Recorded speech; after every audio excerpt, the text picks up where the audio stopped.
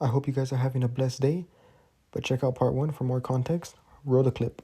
And now I have told everyone, including yourself, that you are completely wrong. You have accused me of committing a crime multiple times on television and your social media. Anytime you want to fix it and apologize, I'll wait. There is no open investigation into the sheriff. My office doesn't have the power to do an investigation. We're reaching out to state agencies that can. And this is not the first time that this has happened. There's been a LA County sheriff who did the same thing, made a political endorsement in uniform, and he took it back. And you doubled down on it, and that just says a lot about there are things like the Hatch Act and other things where you're not supposed to do official work. So I will let people bury themselves as much as they want, and when it keeps getting worse and worse and worse, then I'll show you the letters. I guarantee you, if he complained, which I think he did, they won't tell me, they block out the address, but he got the same letter that they send me and say, this is what we gave them, and it explains that the office of sheriff is different. Okay, if you weren't aware already, they spent like a good 10 minutes going back and forth about some uniform law, which honestly I didn't think was very satisfying to watch. This was honestly a really boring debate. It was just a bunch of back and forth rambling, and this is a prime reason why. However, I would like to give a quick recap of my first video. So, Tony Thurmond is giving out his responses and saying that he's violating code, breaking the law, and here we see the California law and the American jurisprudence. So what does the California law say? Well, California Government Code Section 3206 clearly states that, quote, no officer or employee of a local agency shall participate in political activities of any kind while in uniform. This law aims to prevent the misuse of official authority for political purposes. And it's basically to ensure that public officials remain impartial and nonpartisan while on duty. And we also see the American jurisprudence side of this through the Hatch Act. Remember what the commenter said?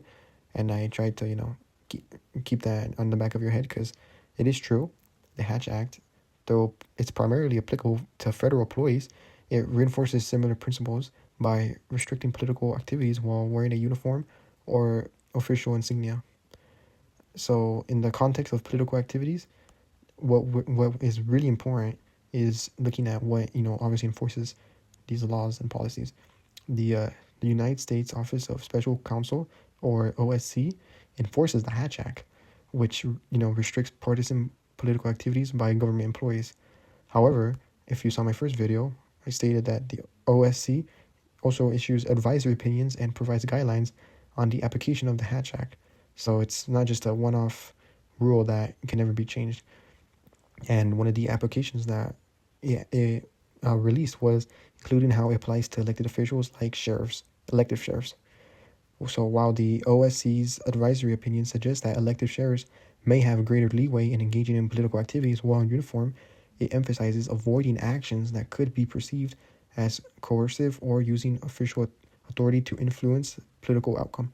And like I said, I got more into detail in the first video, so check it out if you haven't already.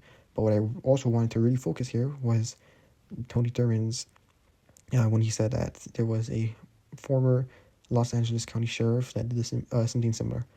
So this is true. In 2012, Los Angeles County Sheriff Lee Baca endorsed Carmen Truchinacci for Los Angeles District Attorney.